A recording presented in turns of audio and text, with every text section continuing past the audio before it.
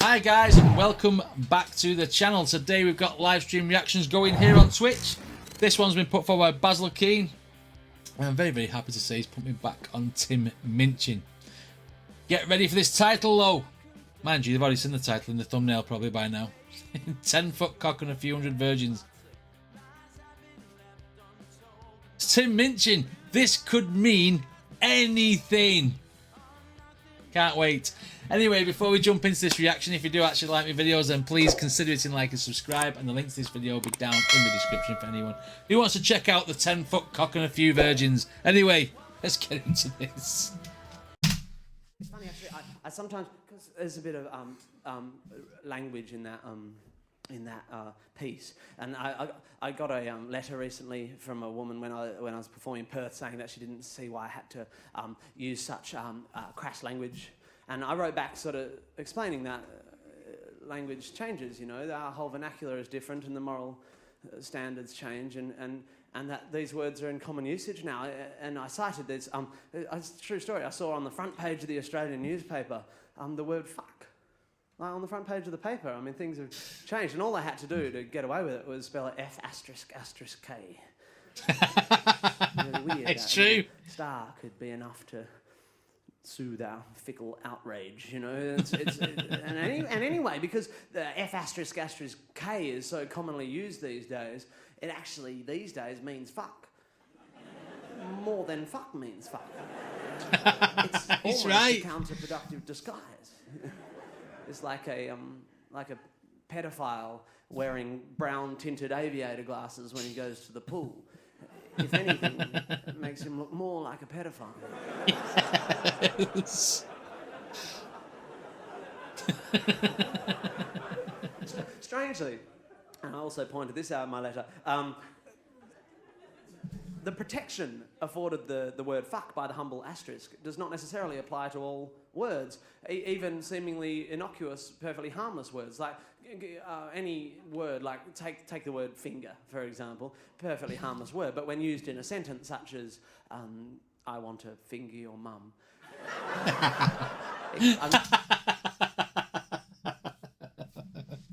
Oh, nobody says that anymore. But we know what you're talking about, Tim. Finger your mum. I'm just saying it could be construed by some censors as deemed offensive. Now, you have to say that the offensive word in that sentence is the word finger, used in this case as a verb or a doing word. We're having an English lesson here, punctuation. On the front page of the Australian newspaper by spelling it F***G-E-R. And that's because it's the context in which the word is used that makes it offensive. In which case, you might be better off spelling the sentence, I want to finger your M***M.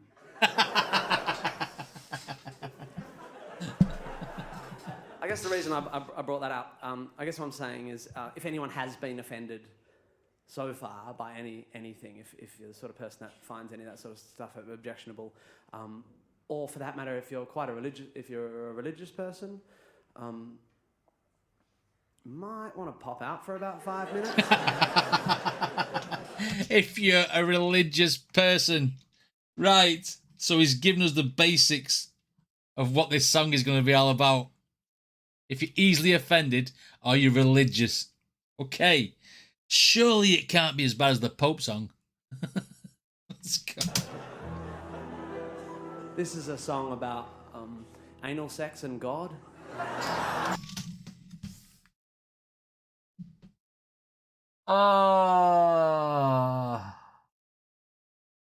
So we went from thinking the song's about I'm going to finger your mum to anal sex and God.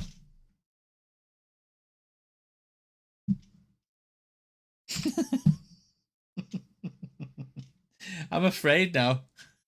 This is a song about anal sex and God.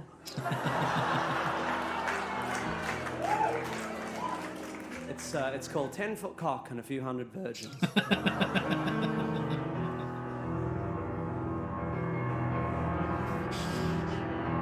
So you're gonna live in paradise with a 10-foot cock and a few hundred virgins. Straight in. He went straight in, dry. Let's go. Cock and a few hundred virgins. So you're gonna live in paradise with a 10-foot cock and a few hundred virgins. So you're gonna sacrifice your life for a ride on a UFO. And when the Lord comes down in his shimmering chariot of salvation, you're gonna be the first to know. Oh. And so if God was there from the very beginning, he invented men and women, then he also invented wanking, then he said wanking was sinning. So now if I'm feeling randy, I'm not allowed to hand shandy, but having sex with my family, that is just fucking great. Adam and Eve, because obviously they're two humans, is incest. But I mean, he invented the W word. For some reason, I'm not allowed to say that. And said it's a sin. But incestuous relationships is just great. I'm not allowed to hand shandy, but having sex with my family, that is just fucking great. It's all there in Ezekiel 8. And just before he opens up his big pearly gate, it says that it's a sin to take it up to date, even if it's great, even with your cowboy mate. Is that a reference to Brokeback Mountain, even with your cowboy mate? Tell me that's a reference to Brokeback Mountain. I haven't seen it, but I know what the concept is. Even if it's great, even with your cowboy mate.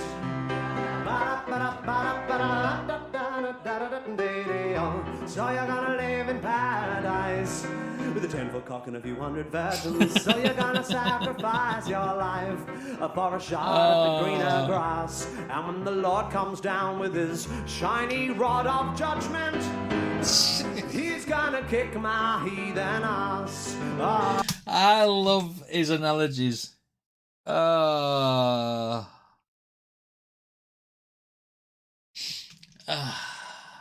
Dead. Let's continue. He's gonna kick my heathen ass. Oh. So if you cover the bodies of your women, everybody is grinning because black is so slim, and though it's not great for swimming, but it gives you. All right, okay. So he's going in on Middle Eastern men who make their women wear burqas because they're not allowed to be seen by other people. So that's where we're going now. I mean, I thought that anyway when we started talking about the virgins and stuff and paradise and killing yourself and stuff. But I just wanted to be sure that was on the right topic before I opened my mouth. Okay. Whew. This one really is a ride. I don't mean in that sense. I mean, it really is a ride. So if you cover the bodies of your women, everybody is grinning because black is so slim, and though it's not great for swimming, but it gives you an erection with the increased sexual tension. What with the UV protection, that is second to none. You'll find it all in the Quran, just next to the bit that justifies guns and says that it's a sin to take it up the bum, even if it's fun, even with permission from your mum. Right. So you're gonna live in Some very, very political points here. Even though he's masking it with humour. There's a very, very serious message behind this bit.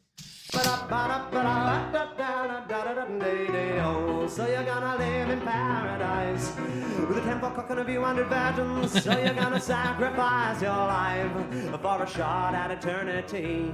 And when the Lord comes down and I haven't done my penance, he's gonna disembowel me. Oh, you say that if I stumbled on a watch, I'd assume it had a watchmaker, that a muffin presupposes a baker, so we must agree sooner or later that this proves there's a creator. So if I put my foot in a stinker, you'd assume the existence of a sphincter, thus you don't need to be a great thinker to conclude that God's a bum. Going back to the Pope song here, aren't we? We're going back to the Pope song. And all things that's unholy. Sphincter, thus you don't need to be a great thinker to conclude that God's a bum. Which negates the words of Genesis 1, which made it out to be so much fun, until Adam succumbed to temptation, and then his only son got nailed to a gum, or the Middle Eastern equivalent, which suggests that God's omniscience is nullified by his ambivalence, unless it turns out that he's impotent, and if God can't get a boner, I guess that explains the plethora of huge erections in his honor, because we all know a steeple's just a subconscious compensatory manifestation of a huge stiff penis. Oh,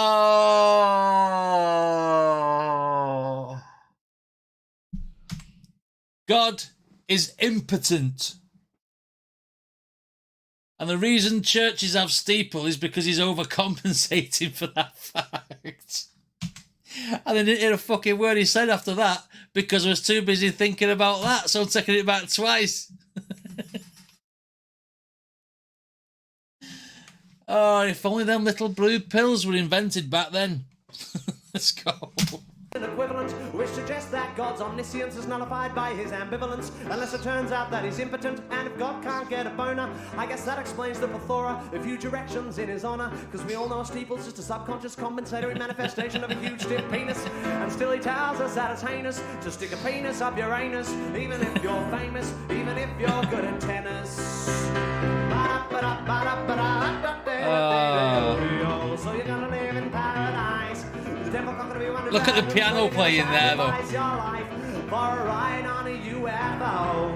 And when the Lord comes down with his big, stiff, slippery rod of judgment, oh, I'm gonna be the first to go. He's gonna send me down below. He's gonna whip me like a hoe. Do you really think so? I'm gonna be the first to go. Wow. Oh, man.